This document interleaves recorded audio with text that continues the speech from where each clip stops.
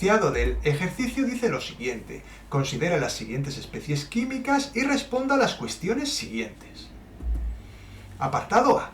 Representa la estructura de Lewis de cada una de las especies químicas anteriores. Apartado B. Deduzca razonadamente la geometría de cada una de las especies químicas. Apartado C.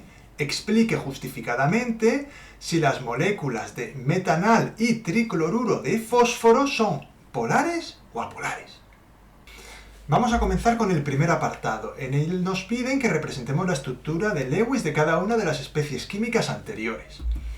En primer lugar, escribiré la configuración electrónica de todos los elementos químicos que van a participar. Ahí los tenéis, no los voy a leer todos, pero podéis ver las configuraciones electrónicas de hidrógeno, carbono, nitrógeno, oxígeno, fósforo, azufre y cloro. Y vamos a anotar el número de electrones de valencia que tiene cada uno de estos elementos químicos, puesto que este es el dato relevante para poder hacer las estructuras de Lewis. La estructura de Lewis es una representación que muestra los pares de electrones en guiones o puntos de enlaces entre los átomos de una molécula y los pares de electrones solitarios que puedan existir. De forma general, las moléculas covalentes cumplen la regla del octeto, es decir, los átomos que las forman tienen tendencia a tener 8 electrones en su capa de valencia, aunque hay excepciones como el hidrógeno, que llena su capa de valencia con 2 electrones. Estas dos cuestiones las voy a tener en cuenta a la hora de representar las estructuras de Lewis. Comenzamos con la primera molécula, el metanal o formaldehído. El átomo de carbono será el átomo central. Esto siempre ocurre cuando estamos ante un compuesto basado en carbono. Como el átomo de carbono necesita 4 electrones para llenar su capa de valencia, compartirá 2 con el oxígeno y los otros 2 con el hidrógeno, cada uno con un hidrógeno. Por otro lado, el oxígeno, al compartir 2 electrones con el carbono, ya completará su capa de valencia. El hidrógeno solo puede compartir un electrón y llenará su capa. Ahí tenéis el dibujo. Vamos a explicarlo un poco. En negro están los electrones de valencia del carbono, que como veis son 4. En azul los del oxígeno, que son 6. Y los de hidrógeno los he puesto en un color anaranjado. Podéis observar que el carbono, con los 4 electrones suyos más los 4 que comparte con otros átomos, alcanza los 8 electrones de valencia. El oxígeno igualmente tiene 6 y con los 2 del carbono alcanza los 8 electrones, y los hidrógenos, al compartir cada uno de ellos uno con el carbono, ya llenan su capa y con lo cual ya son estables. De manera que podemos expresar la estructura de Lewis de la siguiente forma, utilizando guiones para los enlaces. Cada guión, como sabéis, representa un par de electrones. A continuación vamos a hacer el siguiente guión. El átomo de carbono vuelve a ser el átomo central por ser un compuesto orgánico. En este caso, al ser un anión con carga -2, hay que añadir 2 electrones a los electrones de valencia de carbono y nitrógeno. Le añadimos un electrón a cada nitrógeno por ser el nitrógeno un elemento más electronegativo. Ahí tenéis cómo quedarían los electrones repartidos. El carbono tiene sus electrones de color negro, son 4 electrones de valencia, el nitrógeno 5 de color verde, y he puesto en color anaranjado los 2 electrones correspondientes a la carga negativa del anión. Ahí podéis ver cómo tanto carbono como nitrógeno cumplen la regla del octeto. Para ello, el carbono ha tenido que compartir 2 electrones con cada nitrógeno, formándose dobles enlaces, como podéis ver en la estructura de Lewis expresada en guiones. Y ese es el resultado de este ion. Continuamos con el tercer compuesto, el sulfuro de hidrógeno. En este caso el azufre es el átomo central, y como necesita compartir 2 electrones para completar su capa de valencia, lo hace con los átomos de hidrógeno, un electrón con cada átomo de hidrógeno. Ahí tenéis la representación, en negro los 6 electrones de valencia del azufre y en naranja los electrones del hidrógeno. Podemos comprobar cómo al compartir un electrón con cada hidrógeno, tanto el azufre y los hidrógenos ya cumplen sus respectivas reglas. El azufre la del octeto y el hidrógeno pues se queda con 2 electrones, que es lo que puede conseguir. La estructura de Lewis quedaría expresado de esta forma. Digamos que el sulfuro de hidrógeno es el primo del agua. El agua pues tendría esa misma estructura de Lewis, que es una de las más conocidas. Y ahora el tricloruro de fósforo. En este caso el fósforo es el átomo central y como necesita compartir 3 electrones para completar su capa de valencia, puesto que recordad que tenía 5, lo hace con los átomos de cloro.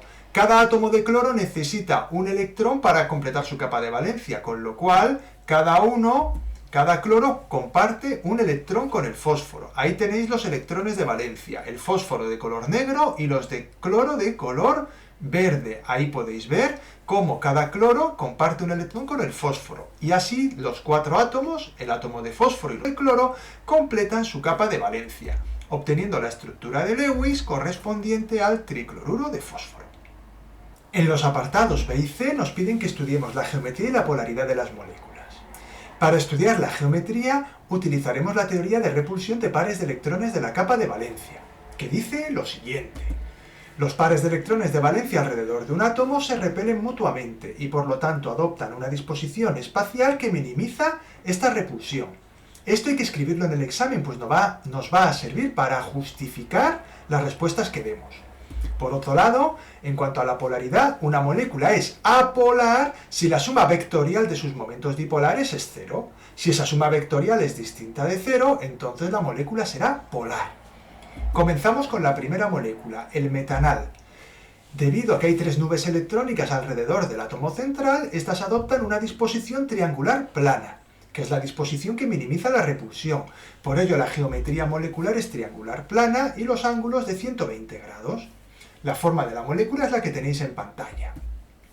Para estudiar el momento dipolar de esta molécula, nos damos cuenta de que el oxígeno tiene una densidad de carga negativa, ya que es más electronegativo que el carbono, que se queda con una densidad de carga positiva.